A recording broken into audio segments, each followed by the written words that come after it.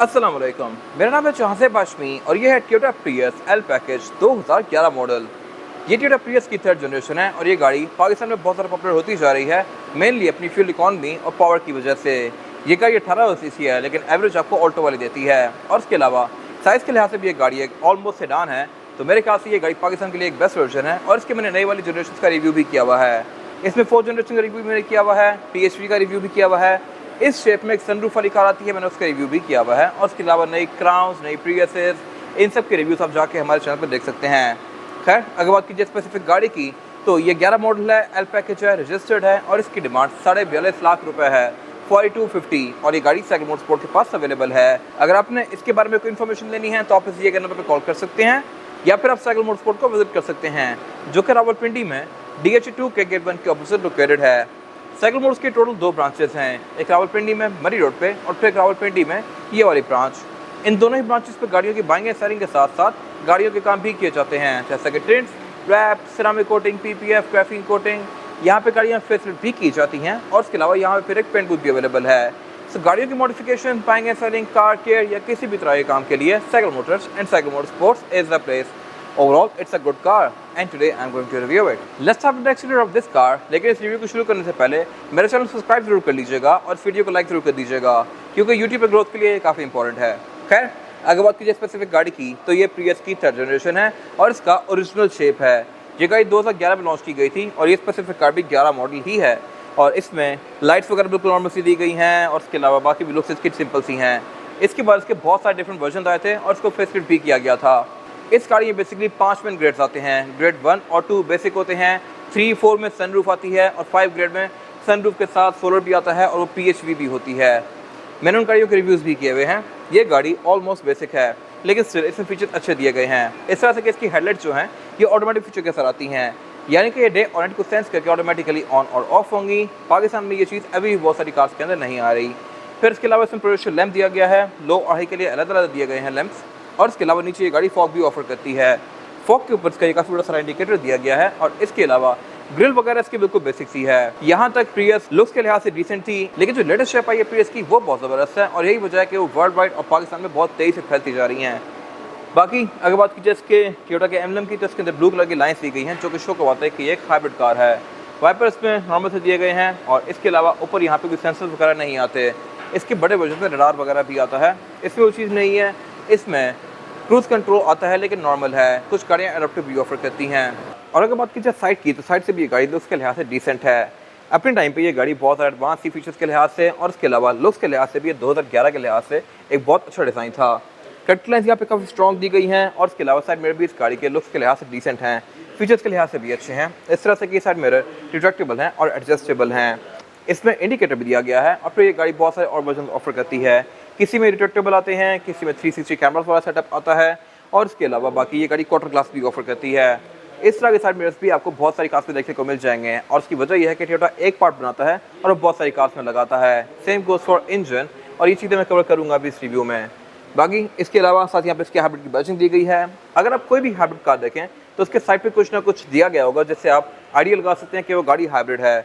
अगर आप ये गाड़ी देखें तो उसमें लिखा हुआ है हाइब्रिड, मर्सिडीज देखें तो साथ लिखा होगा EQ पावर, या फिर अगर आप कोई भी गाड़ी देख रहे हैं, बेशक वो पोर्शा हो, BM हो, जो मर्जी गाड़ियाँ हो, उनमें साइड पे कोई ना कोई डिनोशन दी गई होती है। बाकी स्पेसिफिक कार में रिम अभी 17 इंचेस के लगे हुए हैं, जो कि खुद लगवाए हुए हैं, लेकिन ये गाड़ी 17 इंचेस के रिम कंपनी से भी ऑफर करती है। और अगर बात कीजिए इस गाड़ी की एब्सोल्यूट साइड प्रोफाइल की तो साइज के लिहाज से ये गाड़ी सिविक और ग्रैंड जितनी है, लेकिन कैटेगरी के लिहाज से ये गाड़ी एक स्पोर्ट्स पैक कार है। स्पोर्ट्स पैक कार में बेसिकली डिग्गी प्रॉपर नहीं होती, इसकी छत एंड तक कंटिन्यू कर जाती है। जैसा कि इसको आप देख सकते हैं, इस तरह की ऑडी A5 आती है, ये गाड़ी आती है और भी कुछ गाड़ी आती हैं जैसा कि पोर्शे वगैरह, और उनमें डिग्गी और केबिन बेसिकली एक ही होता है। आप गाड़ी की डिग्गी और केबिन से एक्सेस कर सकते हैं और इसके अलावा इनकी डिग्गी ओपन भी थोड़े डिफरेंट तरीके से होती है, विंडशील्ड इनके साथ ही ऊपर जाती है। ये चीज़ें मैं कवर करूँगा अभी। फिलहाल अगर बात कीजिए साइड की तो ग्राउंड क्लियरेंस के लिहाज से ये गाड़ी ठीक है, क्योंकि इसमें 17 इंचेस की रिम है। जो 15 इंचेस रिम वाली गाड़ी होती है वो थोड़ी सी नीचे लगती है, बट वो भी आपको ज़रा तंग नहीं करेगी। बाकी इसके अलावा इस गाड़ी में स्मार्ट एंट्री आती है, मैं इसको लॉक अनलॉक हैंडल से ही कर सकता हूँ। और इसके अलावा रेयर विंडो की गाड़ी टिंटेड ऑफर करती है, क्योंकि ये गाड़ी एक इंपोर्टेड वर्जन है। और अगर बात की जाए इस वाले एंड की तो यहाँ पे आके ये गाड़ी बहुत ज़्यादा उठाई हुई है। यहाँ पे इसकी डिग्गी ऑलमोस्ट आपकी हाइट तक ही आ रही होती है और इसके अलावा ये गाड़ी हार्ड टॉप है। इसमें सनरूफ वाले वर्जन्स भी आते हैं और फिर सनरूफ में सोलर वाले वर्जन्स भी आते हैं। मैंने उनके रिव्यूज़ किए हुए हैं और फिर कुछ गाड़ियाँ होती हैं वो PHV होती हैं, प्लग इन हाइब्रिड व्हीकल्स। इसमें यहाँ फ्यूल डोर दिया गया है जो कि नॉर्मल फ्यूल टैंक का है, लेकिन उन गाड़ियों में PHV वाली कार्स में एक फ्यूल डोर राइट पे भी आता है और वो बेसिकली उसका चार्जिंग इनलेट होता है। इसके अलावा एंटी और एक्सिट भी इस गाड़ी में आसान है क्योंकि ये गाड़ी टोयोटा है, सेविक्स वगैरह काफ़ी नीचे होती हैं और इसके अलावा इसमें क्वार्टर ग्लास फ्रंट की तरह बैक पे भी दिया गया है। और अगर बात कीजिए इस गाड़ी के रेयर लुक की तो ये भी लुक्स के लिहाज से डिसेंट है। बैक पे गाड़ी अच्छी खासी ऊंची है और इसके अलावा लुक्स के लिहाज से यहाँ भी डिसेंट है और फ्यूचरिस्टिक सी है। टेलर इस गाड़ी में ट्रांसपेरेंट दी गई हैं, कुछ गाड़ी में रेड और सिल्वर सी आती हैं, इसमें बिल्कुल ही क्लियर है और मेरे ख्याल से ये लुक ज़्यादा अच्छा है। इसके अलावा इसकी टेलर्स ये LED वाली हैं प्रॉपर और इसके अलावा इसकी ट्रंक में एक विंडशील्ड ऊपर आती है और फिर एक स्पॉइलर दिया गया है, फिर एक यहाँ पे नीचे छोटी विंडशील्ड और दी गई है। इस नीचे वाली विंडशील्ड का पर्पस बेसिकली ये है ताकि थोड़ी सी रिवर्स करते हुए विजिबिलिटी बढ़े ड्राइवर की, इससे बैक पे खास नजर नहीं आता और ये स्पॉइलर भी अच्छा खासा एरिया काट देता है। तो यहाँ से आप थोड़ा बहुत जो देख सकते हैं वो देखेंगे, बाकी ये कोई खास काम की नहीं है। इसके अलावा बैक पे ये गाड़ी बम्पर के लिहाज से बिल्कुल नॉर्मल सी है। कुछ गाड़ियाँ यहाँ पे पार्किंग सेंसर्स भी ऑफर करती हैं और अगर बात कीजिए ट्रंक कैपेसिटी की तो ट्रंक अनलॉक करने के लिए नीचे यहाँ पे रिलीज दिया गया है और इसका trunk all the way up जाता है विंड स्क्रीन के साथ। बाकी डिग्गी के लिहाज से ये गाड़ी अच्छी खासी स्पेशियस है, यहाँ पर आप 4 से 5 लोगों का लगेज तो रख ही सकते हैं और अगर आपने इसको और ज़्यादा स्पेशियस बनाना है तो फिर आप इसकी सेकंड रो सीट्स को भी फोल्ड कर सकते हैं। फिर इसके अलावा नीचे की लिड दी गई है जिसको उठा के मैं इस गाड़ी की टूल किट एक्सेस कर सकता हूँ। फिर यहाँ पे सिर्फ टूल किट दी गई है, स्पेयर टायर इस गाड़ी में नहीं आता क्योंकि ये गाड़ी बैक पे बैटरीज ऑफर करती है और इसके अलावा ऊपर यहाँ पे एरियल एंटीना दिया गया है एंड दैट्स इट। इसके अलावा यहाँ कुछ खास है नहीं। इसके बाद अगर बात की जाए इस गाड़ी के इंटीरियर की तो इंटीरियर के लिहाज से भी ये गाड़ी अपने टाइम पे बहुत अहेड थी। 2011 में सिविक आती थी रिबॉन और उसका डैशबोर्ड अच्छा खासा मैसिव था। Same goes for this car, इसका डैशबोर्ड बहुत दूर तक जा रहा है, लेकिन इस एरा में प्रियस का एक सिग्नेचर मूव था और वो ये था कि इसका मीटर हमेशा सेंटर में होता था। Same goes for this car और सिर्फ यही नहीं, प्रियस में बहुत सारे वर्जन्स आए हैं। प्रियस की ये शेप जो कि सेडान है, फिर से प्रियस CI थी जिसको आप एक्वा भी कहते हैं और इसके अलावा इसमें फिर प्रियस, एक तो ये प्रियस है जो कि नॉर्मल सेडान है, फिर एक प्रियस CI थी जिसको एक्वा भी कहते हैं और फिर एक प्रियस स्टेशन वैगन भी आई थी जिसको प्रियस अल्फा कहते हैं। वो सब गाड़ियां भी मोर लेस यही गाड़ी हैं जिस एक्वा में इंजन 1.5 हाइब्रिड आता है। बाकी इन पे मैं आगे बात करता हूँ। फिलहाल अगर बात कीजिए इस गाड़ी के स्टीयरिंग व्हील की तो स्टीयरिंग व्हील इस गाड़ी का पूरा ही प्लास्टिक का है और इसमें लेफ्ट और राइट पे डिफरेंट कंट्रोल्स दिए गए हैं।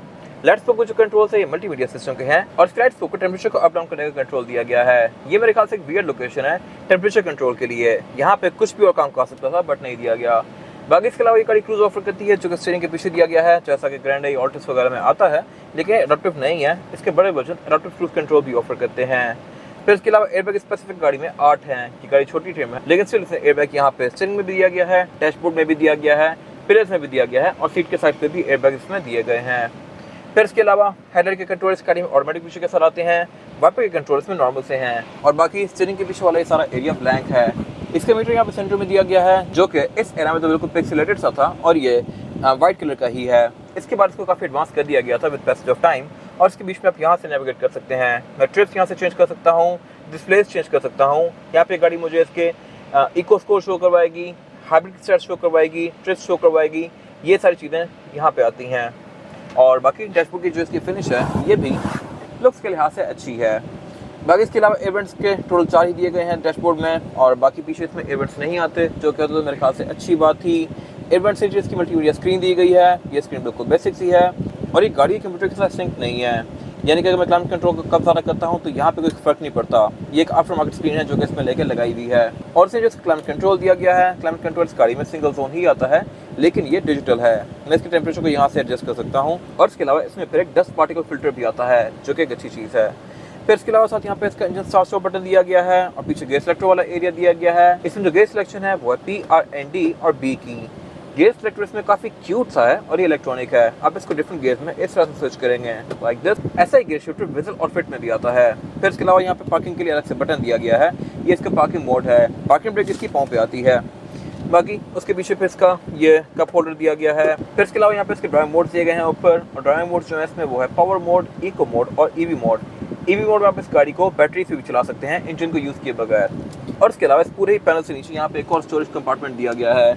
यहाँ पर आप अच्छा खासा सामान रख सकते हैं। यहाँ पर आउटलेट दिया गया है तो आप यहाँ पर फ़ोन चार्जिंग पर लगा के नीचे रख सकते हैं। फिर से पीछे इसका सेंटर कंसोल दिया गया है जो कि स्पेस के लिहाज से डिसेंट है। और इसके अलावा अगर बात की जाए सीट्स की तो ये गाड़ी फैब्रिक सीट्स ऑफर करती है। इस स्पेसिफिक कार में इनके ऊपर पोस्टेज हुए हैं लेकिन आती है अंदर फैब्रिक की ही है। और इसके अलावा सेम फैब्रिक इसका डोर्स के अंदर भी कंटिन्यू किया गया है। ग्लव कंपार्टमेंट की गाड़ी 2 अलग अलग ऑफर करती है। ऊपर एक ग्लव कंपार्टमेंट है, नीचे एक स्टोरेज कंपार्टमेंट है। विंडोज इस गाड़ी में ऑल ऑटो आती हैं, यानी कि मैं चारों सिंगल टैप से फुली रोल डाउन और रोल अप कर सकता हूँ इस तरह से। और इसके अलावा इसके साइड मिरर भी रिट्रैक्टेबल हैं, इनको मैं गाड़ी के अंदर बैठ के फोल्ड और अनफोल्ड भी कर सकता हूँ इस तरह से। फिर इसके अलावा वैनिटी मिरर इसमें ड्राइवर और पैसेंजर दोनों के लिए आते हैं विद अ लाइट जो कि ऑटोमेटिकली ऑन होती है। सेंटर में फिर ये सनग्लास होल्डर दिया गया है, केबिन लाइट्स दी गई हैं और इसके अलावा सेंटर में एक और छोटी सी लाइट दी गई है जो कि एक बड़ी डिसेंट सी लाइट प्रोजेक्ट करती है गियर वाले एरिया पे। ये रात को आपको इसकी काफ़ी मजे की फील देती है। और इसके अलावा बाकी रूफ इसकी ये नॉर्मल सी ही है, कुछ गाड़ियाँ सनरूफ भी ऑफर करती हैं और इसके अलावा यहाँ कुछ खास है नहीं। इसके बाद अगर बात की जाए स्काई में रेयर पैसेंजर्स के लिए सीटिंग कैपेसिटी की थ्योरी बैक पे अच्छी खासी स्पेशियस है। मेरे पास लेग रूम का यहाँ पे बिल्कुल भी इशू नहीं है और हेडरूम का भी। और इसके अलावा ये गाड़ी बैक पे फ्लोर बेड भी फ्लैट ऑफर करती है, तो यहाँ पे आराम से 2 से 3 लोग कंफर्टेबली बैठ सकते हैं। 3 लोगों के लिए यहाँ पे हेडरेस्ट भी दिए गए हैं और इसके अलावा ये गाड़ी बैक पे सीट बेल्ट भी ऑफर करती है और आइसोफिक्स के पोर्ट्स भी। फिर इसके अलावा इसमें बैक पे क्वार्टर ग्लास दिए गए हैं, रेयर पैसेंजर्स के लिए कर्टन एयर बैग्स दिए गए हैं जो कि इस टाइम पे पाकिस्तान में तो कोई कार ऑफर नहीं करती थी, इवन आज भी नहीं ऑफर कर रही। और इसके अलावा बाकी ये सीट 60-40 की स्प्लिट के साथ हैं, इनको फोल्ड करके आप इसकी ट्रंक कैपेसिटी को और ज़्यादा खुला बना सकते हैं। इसके बाद अगर बात की जाए इस गाड़ी के इंजन की, तो इंजन की गाड़ी 18 सीसी ऑफर करती है। इसमें 2 मेन वर्जन आते हैं, 1.8 simple, 1.8 plug in hybrid. Plug in hybrid की एवरेज थोड़ी सी इससे बेहतर होती है, लेकिन ये इंजन इटसेल्फ भी पावर के लिहाज से बहुत अच्छा है। ये गाड़ी 138 हॉर्स पावर प्रोड्यूस करती है और इसमें एक इलेक्ट्रिक मोटर आती है, तो इलेक्ट्रिक मोटर और इंजन दोनों की आउटपुट मिलकर काफ़ी ज़बरदस्त बनती है और ये गाड़ी आराम से सेविक या ग्रैंडर के साथ कम्पीट कर सकती है। लेकिन ये गाड़ी आपको एवरेज भी at the same time Alto वाली देगी, ये आपको 22-25 तक की आराम से दे सकती है, जो कि मेरे ख्याल से एक बहुत अच्छा फिगर है इस बॉडी साइज़ के लिहाज से। और इसके अलावा ये इंजन चूँकि टोयोटा का है तो ये बहुत ज़्यादा रिलायबल भी है। ये इंजन और भी बहुत सारी गाड़ियों में आता है, प्रियस में भी। फिर इसके अलावा कोरोला क्रॉस आई है पाकिस्तान में, उसमें भी ऐसा इंजन है। टोयोटा की और भी बहुत सारी कार्स आती हैं जो कि कुछ ऐसा ही इंजन ऑफर करती हैं। नई वाली कोरोला जो है वो भी 18 सीसी हाइब्रिड आती है। बाकी इंजन काफ़ी ड्यूरेबल है, लेकिन इसमें कुछ डिफरेंट है सिंपल कार से। वही है कि इस पर एक तो ये इसकी इलेक्ट्रिक मोटर दी गई है काफ़ी बड़ी सारी, इसके नीचे इसकी ट्रांसमिशन है जो कि ECVT आती है। फिर इसके इंजन पे काफ़ी सारी ऑयल तारें घूम रही हैं, ये इसकी बैटरी से आ रही हैं। इसके अलावा ये गाड़ी ABS, traction control, drive mode, ये सारी चीज़ें ऑफर करती है जो कि इसकी गाड़ी को बेहतर बनाते हैं। बाकी बोनट इस गाड़ी का स्टैंड से ही ओपन होता है और इसके अलावा यहाँ पे कुछ खास है नहीं। इसके बाद अगर बात की जाए इस गाड़ी के टायर साइज़ की, और टायर साइज जो ऑफर करती है प्रियस, ये है 215, 55 और 17। इसमें 17 इंच का वॉशिंग का रिम लगा हुआ है, लेकिन कंपनी से इसमें 15 इंच का रिम आता है, बट आप इसको अपग्रेड करके 17 इंच पे जा सकते हैं। कंपनी एक 17 इंच का रिम भी ऑफर करती है जो कि लुक्स के लिहाज से डिसेंट है और इसका बेसिकली सिग्नेचर रिम है, लेकिन बेसिक वर्जन पे छोटे रिम आते हैं। बाकी इसके अलावा टायर स्पेसिफिक कार में फिलहाल BF गोदरेज लगा हुआ है जो कि अगेन एक अच्छा टायर है। और इसके अलावा एक गाड़ी फ्रंट और बैक पर डिस्प्ले ऑफर करती है जो कि अगेन एक अच्छी चीज़ है। बाकी इसके अलावा 17 इंच के रिम के साथ टायर भी जो है काफ़ी मोटा है, तो इसकी ये व्हील आर्च के अंदर पूरा ही आया हुआ है। ट्रेंडिंग मुशारी आपको थोड़ा सा इशू करे, लेकिन अगर आप इसकी प्रोफाइल कम कर दें तो फिर ये बिल्कुल परफेक्ट हो जाएगा। ये था आज का रिव्यू। अगर आपको ये रिव्यू पसंद आया है तो इस रिव्यू को लाइक कीजिए, मेरे चैनल को सब्सक्राइब कीजिए और अगर आपके पास इस गाड़ी से रिलेटेड कोई भी राय है तो उसको कमेंट सेक्शन में शेयर जरूर कीजिएगा, ताकि वो लोग जो ये गाड़ी लेने वाले हैं वो आपकी राय से फ़ायदा उठा सकें। अपना ख्याल रखिएगा। Thank you.